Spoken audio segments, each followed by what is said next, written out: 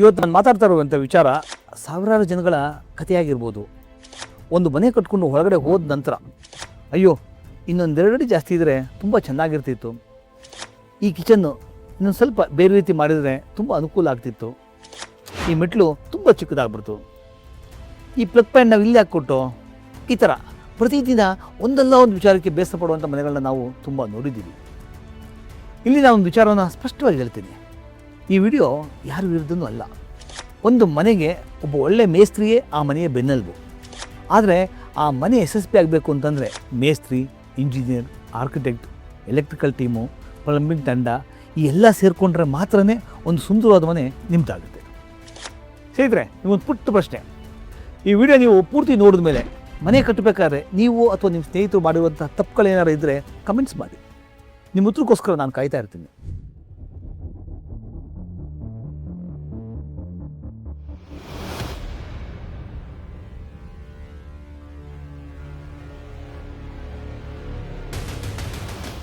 ನಮಸ್ಕಾರ ಸ್ನೇಹಿತರೆ, ನಾನು ನಿಮ್ಮ ಅನಾಚೇತನ್ ಸಿವಿಲ್ ಇಂಜಿನಿಯರ್. ಕಮಲಾಶ್ ಯೂಟ್ಯೂಬ್ ಚಾನಲ್ಗೆ ಸ್ವಾಗತ. ನಾನು ಒಬ್ಬ ಕ್ಲೈಂಟ್ಸ್ಗೆ ಮನೆ ಪ್ಲ್ಯಾನ್ ಮಾಡಿಕೊಟ್ಟೆ. ಅವ್ರ ಹೆಸರು ರಮೇಶ್ ಅಂತ ಹೇಳ್ಬಿಟ್ಟಿದ್ದೆ. ಅವ್ರಿಗೆ ಮತ್ತು ಅವ್ರ ಫ್ಯಾಮಿಲಿಗೆ ಒಂದು ಪುಟ್ಟದಾದ ಕನಸು, ಏನು ಜೀವನದಲ್ಲಿ ಒಂದು ಸ್ವಂತ ಮನೆ ಮಾಡ್ಕೋಬೇಕು. ಹಾಗಂತೇಳಿ ತುಂಬ ವರ್ಷಗಳಿಂದ ಕೂಡಿಟ್ಟಿರುವಂಥ ಹಣ, ಬ್ಯಾಂಕ್ ಲೋನು ಎಲ್ಲ ತಗೊಂಡು ಅದು ಮನೆ ಶುರು ಮಾಡಬೇಕು ಅಂತ ಒಂದು ಪ್ಲ್ಯಾನ್ ಮಾಡಿದ್ರು. ಆಗ ಮನೆಯವ್ರಿಗೂ ಕೂಡ ತುಂಬ ಖುಷಿಯಾಗಿತ್ತು. ಆಗ ಎಲ್ಲರಿಗೂ ಒಂದೇ ಒಂದು ಪ್ರಶ್ನೆ ಮೂಡಿತು, ಏನು ಅಂದರೆ ಮನೆ ಪ್ಲ್ಯಾನನ್ನು ಯಾರಿಂದ ಮಾಡಿಸೋದು. ಯಾರೋ ಒಬ್ರು ಹೇಳಿದ್ರು, ಅಯ್ಯೋ ಇಂಜಿನಿಯರ್ಗೆಲ್ಲ ಲಕ್ಷಾಂತರ ರೂಪಾಯಿ ಯಾಕೆ ಕೊಡಬೇಕು, ನಮ್ಮ ಊರಲ್ಲೊಬ್ಬರು ಮೇಸ್ತ್ರಿ ಇದ್ದಾರೆ, ಅವ್ನು 25 ವರ್ಷದಿಂದ ಮನೆ ಕಟ್ತಾ ಇದ್ದಾನೆ, ಅವನು ಏನು ಹೇಳೋದು ಕೇಳ್ತಾನೆ, ನೀವು ಹೆಂಗೆ ಹೇಳೋದು ಮಾಡಿಕೊಡ್ತಾನೆ, ಅವನೇ ಸಾಕಲ್ವಾ. ಅದು ರಮೇಶ್ ಅವ್ರಿಗೂ ಕೂಡ ಸ್ವಲ್ಪ ಸರಿ ಅಂತ ಅನ್ನಿಸ್ತು. ಈ ಗೋಡೆ ಕಟ್ಟೋದೆಲ್ಲ ಒಂದೇ ಅಲ್ವಾ, ಪ್ಲ್ಯಾನ್ ಕೂಡ ಅವರೇ ಏನಾದ್ರು ಗೈಡ್ ಬೇಕು ಅಂದರೆ ಮಾಡಿಕೊಡ್ತಾರೆ, ಅವರೇ ಇರಲಿ ಬಿಡು ಅಂತೇಳಿ ಒಂದು ನಿರ್ಧಾರ ತಗೊಂಡ್ರು. ಅದ್ರ ಜೊತೆಗೆ ಅವ್ರು ಮಾಡಿದಂಥ ಮೊದಲೇ ತಪ್ಪೇನು ಅಂದರೆ ಗೂಗಲಲ್ಲಿ 3 ಫೋಟೋನ ಸೆಲೆಕ್ಟ್ ಮಾಡಿಬಿಟ್ಟು ಎಲ್ಲರಿಗೂ ತೋರಿಸಿದ್ರು. ಅವರು ಇರಲಿ ಬಿಡು ಈ ಥರ ಬಂದರೆ ಸಾಕು ಅಂದ್ಕೊಂಡ್ರು. ಹಲವಾರು ಸ್ನೇಹಿತಗಳ ಕಡೆಯಿಂದ, ಸಂಬಂಧಿಗಳ ಕಡೆಯಿಂದ ಅವ್ರ ಅನುಭವನ ಕೇಳಿ ತಿಳ್ಕೊಟ್ರು. ಮೇಸ್ತ್ರಿಯವರು ಕೂಡ ತಮ್ಮ ಅನುಭವದಿಂದ ಕೆಲವೊಂದು ಸಲಹೆಗಳು ನೀಡಿದ್ರು. ಈ ಎಲ್ಲರೂ ಸೇರಿ ಇವರೆಲ್ಲ ಅನುಭವಗಳಿಂದ, ಮಾತುಕತೆಗಳಿಂದ ಒಂದು ಮನೆ ಶುರುವಾಯಿತು. ಮೊದಲು ಎಲ್ಲ ಚೆನ್ನಾಗೇ ಕಾಣ್ತಾ ಇತ್ತು. ಪ್ರತಿದಿನ ಗೋಡೆಗಳು ಎದ್ದು ಬರ್ತಾಯಿದ್ದು, ಮನೆಯವ್ರಿಗೆಲ್ಲ ತುಂಬ ಖುಷಿ ಆಗ್ತಾಯಿತ್ತು. ಓಹ್, ನಮ್ಮ ಕನಸಿನ ಮನೆ ಆಗ್ತಾಯಿದೆ ಅಂತ ಎಲ್ಲ ಖುಷಿಯಾಗೇ ಇದ್ದರು. ನೋಡಿ, ಅಲ್ಲಿಂದ ನಿಧಾನವಾಗಿ ಒಂದೊಂದೇ ಸಮಸ್ಯೆಗಳು ಶುರು ಆಗ್ತಾ ಹೋಗ್ತು. ಅದು ಏನು ಅಂತಂದರೆ, ಆ ಕೆಲಸ ಮುಂದೆ ಹೋಗ್ತಾ ಇದ್ದಂಗೆ ಯಾರೋ ಒಬ್ಬರು ಸ್ನೇಹಿತರು ಬಂದರು. ಸರ್, ಈ ಕಡೆ ಕಿಟಕಿ ಹಾಕಿ ಅಂದರು. ಮತ್ತೊಬ್ಬರು ಬಂದರು, ಸರ್ ಅಡುಗೆ ಮನೆನ ಹೀಗೆಲ್ಲ ಮಾಡೋಕ್ಕೆ ಹೋಗಬೇಡಿ, ಇದನ್ನು ಈ ಥರ ಮಾಡೋದು ತುಂಬ ಚೆನ್ನಾಗಿದೆ ಅಂತ ಹೇಳಿದ್ರು. ಇನ್ನೊಬ್ಬರು ಬಂದುಬಿಟ್ಟು, ಸರ್ ಬೆಡ್ರೂಮ್ದು ಇನ್ನೊಂದು ಚೂರು ದೊಡ್ಡದು ಮಾಡ್ಕೊಳ್ಳಿ, ಏನಾಗಲ್ಲ ಅಂತ ಹೇಳಿದ್ರು. ಈ ಮನೆ ಓನರ್ ಅಂತ ಯಾರಿದ್ರಲ್ಲ, ಅವ್ರಿಗೆ ಈ ಎಲ್ಲ ಸಲಹೆಗಳು ಆ ಕ್ಷಣಕ್ಕೆ ತುಂಬ ಚೆನ್ನಾಗಿ ಕಾಣಿಸ್ತಾ ಇತ್ತು. ಮೇಸ್ತ್ರಿ ಕೂಡ ಅವ್ರ ಮಾತಿಗೆ ಒಂದು ಗೌರವ ಕೊಟ್ಬಿಟ್ಟು, ಸರಿ ಸರ್ ನೀವು ಹೇಗೆ ಹೇಳ್ತೀರಾ ಹಾಗೆ ಅಂತೇಳಿ ಬದಲಾವಣೆ ಮಾಡ್ತಾನೇ ಹೋದರು. ಏಕೆಂದ್ರೆ ಅವರು ಒಂದು ಕೆಲಸ ಸಿಕ್ಕಿದೆ ಅಂತ ಹೇಳ್ಬಿಟ್ಟಿದೆ, ಬೇರೆ ಏನು ಗೈಡ್ ಮಾಡೋಕ್ಕೆ ಹೋಗಲ್ಲ. ಓನರ್ಸ್ ಏನು ಹೇಳಿದ್ರು ಮೇಸ್ತ್ರಿಗಳು ಒಪ್ಕೊಂಡು ಆಲ್ಟರ್ ಮಾಡ್ತಾ ಹೋಗ್ತಾ ಇರ್ತಾರೆ. ಅಂತೂ ಮಾತಾಡ್ತಾ ಅವರು ಹೇಳಿದ ಮಾತೆಲ್ಲ ಕೇಳ್ಕೊಂಡು ಬದಲಾವಣೆಗಳು ಸ್ಟಾರ್ಟ್ ಆಗ್ತಾನೆ ಹೋಯಿತು. ಈ ಮೊದಲು ಕಟ್ಟಿರುವಂಥ ಗೋಡೆಗಳೆಲ್ಲ ಹೊಡೆದ್ರು, ಮತ್ತೆ ಕಟ್ಟಿದ್ರು, ಮತ್ತೆ ಬದಲಾಯಿಸಿದ್ರು. ಹೀಗೆ ಕೆಲಸ ಸಾಕ್ತಾನೆ ಹೋಯಿತು. ನಿಧಾನ ಕೂಡ ಆಯಿತು. ಅದು ಬರೀ ನಿಧಾನ ಆಗುತ್ತಾ, ಖರ್ಚು ಕೂಡ ಜಾಸ್ತಿ ಆಗ್ತಾನೆ ಹೋಗ್ತು. ಈ ಮನೆಯವ್ರಿಗೆಲ್ಲ ಆವಾಗ ಟೆನ್ಷನ್ ಸ್ಟಾರ್ಟ್ ಆಯಿತು. ಏನಪ್ಪ ಮನೆ ಈಗಲೇ ಇಷ್ಟು ಖರ್ಚಾಗ್ತಾ, ಮುಂದೆ ಹೇಗೆ ಅಂತ. ಹಾಗೋ ಹೀಗೋ ಮಾಡಿ ಏನೇನೋ ಆಗಿ ಮನೆ ಮುಗಿತಾ ಬಂತು. ಆ ಮುಗಿದ ನಂತರನೇ ಒಂದು ನಿಜವಾದ ಕತೆ ಶುರುವಾಯಿತು.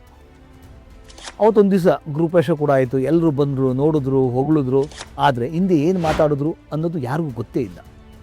ಆದರೆ ಕೆಲವೊಂದು ತಿಂಗಳ ಅಂತಂದರೆ 2-3 ತಿಂಗಳು ಕಳೆದ ಮೇಲೆ ಒಂದೊಂದೇ ಸಮಸ್ಯೆಗಳು ಕಾಣಿಸ್ತಾ ಹೊರತು. ಏನು ಸಮಸ್ಯೆಗಳು ಅಂತಂದರೆ, ಹಾಲು ಫೋಟೋದಲ್ಲಿ ದೊಡ್ಡದಾಗಿ ಕಾಣಿಸ್ತಾ ಇತ್ತು, ಆದರೆ ರಿಯಲ್ ಆಗಿ ನೋಡಿದಾಗ ಅಲ್ಲಿ ಸೋಫಾ ಹಾಕಿದ್ರೆ ನಡೀಲಿಕ್ಕೆ ಜಾಗನೇ ಇರಲಿಲ್ಲ. ಈ ಗೆಸ್ಟ್ ಯಾರು ಬಂದರೆ ಒಂದು ಸ್ವಲ್ಪ ಕಿರಿಕಿರಿ ಆಗ್ತಿತ್ತು ಕೂತ್ಕೊಳ್ಳೋಕ್ಕೆ, ಮಾಡೋದಕ್ಕೆಲ್ಲ. ಆವಾಗ ಓನರ್ಗೆ ಅರ್ಥ ಆಗ್ತಾ ಬಂತು, ಫೋಟೋದಲ್ಲಿ ನಾವು ನೋಡೋದೇ ಬೇರೆ, ಸ್ಪೇಸ್ ಪ್ಲ್ಯಾನಿಂಗೇ ಬೇರೆ ಅಂತ. ನಂತರ ಕಿಚನ್ನು ನೋಡೋಕ್ಕೆ ಒಳ್ಳೆ ಟೈಲ್ಸ್ ಹಾಕಿದ್ರು, ಎಲ್ಲ ತುಂಬ ಚೆನ್ನಾಗಿ ಕಾಣಿಸ್ತಾ ಇತ್ತು. ಓ ಸೂಪರ್ ಅಂತ ಫೀಲ್ ಮಾಡ್ಕೋತಾ ಇದ್ರು. ನಂತರ ಗೊತ್ತಾಗ್ತಾ ಬಂತು, ಅಲ್ಲಿ ಕೆಲಸ ಮಾಡೋದು ಸ್ವಲ್ಪ ಕಷ್ಟ ಆಗ್ತಾಯಿದೆ. ಫ್ರಿಜ್ ಎಲ್ಲೋ ಇದೆ, ಸಿಂಕ್ ಈ ಕಡೆ ಇದೆ, ಸ್ಟವ್ ಬೇರೆ ಕಡೆ ಇದು ಮಾಡಿದ್ದೀವಿ. ಇದರಿಂದ ಪ್ರತಿದಿನ ಅಡುಗೆ ಮಾಡ್ತಾರಲ್ಲ, ಅವ್ರಿಗೆ ಸ್ವಲ್ಪ ಎಷ್ಟು ಹೆಜ್ಜೆ ನಡಿಬೇಕು ಅನ್ನುವಂಥ ಫೀಲು ಕಾಡೋಕ್ಕೆ ಸ್ಟಾರ್ಟ್ ಆಯಿತು. ಸುಂದರವಾಗಿ ಕಾಣೋದು ಮಾತ್ರ ಅಲ್ಲ, ಬಳಸಲು ಕೂಡ ಅದು ಅನುಕೂಲ ಆಗಿರಬೇಕು. ಅದನ್ನೇ ನಾವು ಉತ್ತಮವಾದ ವಿನ್ಯಾಸ ಅಂತ ಹೇಳ್ತೀವಿ. ಇದೇ ರೀತಿ ಬೆಡ್ರೂಮ್ ಆಗಿರ್ಬೋದು, ಮೆಟ್ಲಾಗಿರ್ಬೋದು, ಇನ್ನು ಹಲವಾರು ಜಾಗಗಳು ಚಿಕ್ಕದಾಗಿ ಕಿರಿಕಿರಿ ಸ್ಟಾರ್ಟ್ ಆಯಿತು. ವೆಂಟಿಲೇಷನ್ಗಳು ಸರಿ ಇಲ್ಲದೆ ಇರೋದ್ರಿಂದ ಬೇಸಿಗೆಯಲ್ಲಿ ಬಿಸಿ, ಮಳೆಗಾಲದಲ್ಲಿ ತೇವಾಂಶ, ಏರ್ ಕ್ರ್ಯಾಕು, ಇನ್ನೂ ಹಲವಾರು ಪ್ರಾಬ್ಲಮ್ ಒಂದೊಂದಾಗಿ ಸ್ಟಾರ್ಟ್ ಆಗ್ತಾ ಬಂತು. ಇನ್ನು ಎಲೆಕ್ಟ್ರಿಕಲ್ ಪಾಯಿಂಟ್ಸ್ ಅಂತೂ ಯಾವುದೂ ಸರಿ ಇರಲಿಲ್ಲ. ಅದೇ ಅಂದರೆ ಕಾಲಕ್ಕೆ ತಕ್ಕದ್ದು ಯಾವುದೂ ಅಪ್ಡೇಟ್ ಆಗಿರಲಿಲ್ಲ. ಪಾರ್ಕಿಂಗ್ ವಿಚಾರ ಅದು ಕೇಳೋಕ್ಕೆ ಹೋಗಬೇಡಿ. ಯಾಕೆ ಅಂತಂದರೆ ಏನಕ್ಕೆ ಬೇಕು ಪಾರ್ಕಿಂಗು, ಏನು ಬೇಡ ಬಿಡು, ನಮ್ಮ ಹತ್ರ ಇರೋದು ಬೈಕ್ ಸಾಕಲ್ವ, ನಮಗೇನು ಕಾರ್ ತೊಗೊಳ್ಳುವಂಥದ್ದೇನು ಇಲ್ಲ, ಹೆಂಗೋ ನಡೆಯುತ್ತೆ ಅಂತೇಳಿ ಓನರು ಮತ್ತು ಸ್ನೇಹಿತರೆಲ್ಲ ಕೂತ್ಕೊಂಡು ಮಾತಾಡಿಕೊಂಡು ಅವತ್ತು ನಿರ್ಧಾರ ತೊಗೊಂಡ್ರು. ಒಂದು 2-3 ವರ್ಷಕ್ಕೆ ಒಂದು ಕಾರನ್ನು ಪರ್ಚೇಸ್ ಮಾಡೋದು, ಅದು ಕೂಡ ಸ್ವಲ್ಪ ದೊಡ್ಡದಾಗಿತ್ತು. ಆಗ ಅವ್ರಿಗೆ ಪ್ರಾಬ್ಲಮ್ ಸ್ಟಾರ್ಟ್ ಆಯಿತು. ಕಾರ್ ನಿಲ್ಸೋಕ್ಕೆ ಜಾಗ ಇಲ್ಲ, ತುಂಬ ತೊಂದರೆಗಳಾಯಿತು, ಒದ್ದಾಡೋಕ್ಕೆ ಸ್ಟಾರ್ಟ್ ಮಾಡಿದ್ರು. ಸ್ನೇಹಿತರೆ, ಇದರಿಂದ ನಾವು ಫ್ಯೂಚರ್ ಪ್ಲ್ಯಾನ್ ಅಂತ ಹೇಳ್ತೀವಿ. ಮನೆ ಅನ್ನೋದು ಇವತ್ತಿಗೆ ಮಾತ್ರ ಅಲ್ಲ, ಮುಂದೆ ಒಂದು 20-30 ವರ್ಷಗಳ ತನಕ ನಮ್ಮ ಮಕ್ಕಳು ಮೊಮ್ಮಕ್ಕಳು ಎಲ್ಲರಿಗೂ ಆಲೋಚನೆ ಮಾಡಿ ಪ್ಲ್ಯಾನ್ ಮಾಡಬೇಕು. ಆಗ ಓನರ್ಗೆ ಒಂದೇ ಒಂದು ಅರ್ಥ ಆಯಿತು. ಆದರೆ ಸಮಯ ಮೀರೋಗಿತ್ತು. ಆದರೂ ಅವ್ರು ಹೇಳಿದ ಒಂದು ಮಾತು ನನಗೆ ತುಂಬ ಆಶ್ಚರ್ಯ ಅಂತ ಅನ್ನಿಸ್ತು. ಏನು ಅಂತಂದರೆ, ಸರ್ ಮೇಸ್ತ್ರಿನೂ ಕೂಡ ತಪ್ಪು ಮಾಡಿಲ್ಲ, ಅವರು ತಮ್ಮ ಕೆಲಸನ ಚೆನ್ನಾಗೇ ಮಾಡಿದ್ರು, ತಪ್ಪು ನಮ್ಮದು ಮಾತ್ರ, ನಾವು ಪ್ಲ್ಯಾನ್ ಮಾಡಿಸ್ಬೇಕಾದ ಸಂದರ್ಭದಲ್ಲಿ ಸರಿಯಾಗಿ ಮಾಡಲೇ ಇಲ್ಲ. ನಿಮ್ಮ ಕಡೆಯಿಂದ ಪ್ಲ್ಯಾನ್ ಸಿಕ್ತು, ಬಟ್ ಅದನ್ನು ನಾವು ಬಳಸ್ಕೊಳ್ಳಿಲ್ಲ, ಅವರು ಮಾತುಗಳು ಎಲ್ಲ ಆಲ್ಟ್ರ್ ಮಾಡಿಕೊಂಡ್ರು. ಸ್ನೇಹಿತರೆ, ಇದೊಂದು ಮಾತು ಸಾಕಲ್ವಾ ಅರ್ಥ ಮಾಡ್ಕೊಳ್ಳೋದಕ್ಕೆ? ಇಂಜಿನಿಯರ್ ಮತ್ತು ಆರ್ಕಿಟೆಕ್ಟ್ ಯಾಕೆ ಮುಖ್ಯ? ಇಂಜಿನಿಯರ್ ಅಂತಂದರೆ ಅದು ಕೇವಲ ಡ್ರಾಯಿಂಗ್ ಬಿಡಿಸುವಂಥ ವ್ಯಕ್ತಿ ಅಲ್ಲವೇ ಇಲ್ಲ.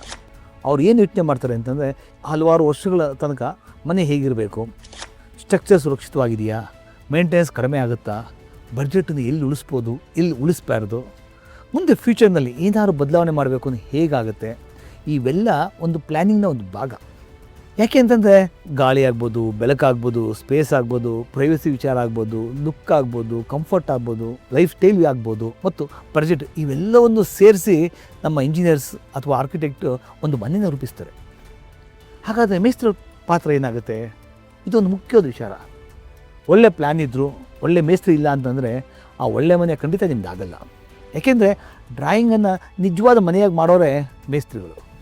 ಅವ್ರ ಕೈಚಳಕ, ಅವರ ಅನುಭವ, ಅವರ ಶ್ರಮ, ಇವೆಲ್ಲವೂ ತುಂಬ ಮುಖ್ಯ. ಅದಕ್ಕಾಗಿ ನಾನು ಹೇಳೋದು ಯಾವಾಗಲೂ, ಒಳ್ಳೆ ಇಂಜಿನಿಯರು, ಒಳ್ಳೆ ಮೇಸ್ತ್ರಿ, ಒಳ್ಳೆ ತಂಡ ಇದ್ದರೆ ಆ ಮನೆ ಅದು ನಿಮ್ಮ ಸುಂದರವಾದ ಮನೆ ಆಗಿರುತ್ತೆ. ಈ 3 ಚಕ್ರಗಳಲ್ಲಿ ಒಂದು ಚಕ್ರ ದುರ್ಬಲ ಆದರೂ ನಿಮ್ಮ ಪ್ರಯಾಣ ಏನಿರುತ್ತಲ್ಲ ಅದು ಈಸಿಯಾಗಿರಲ್ಲ.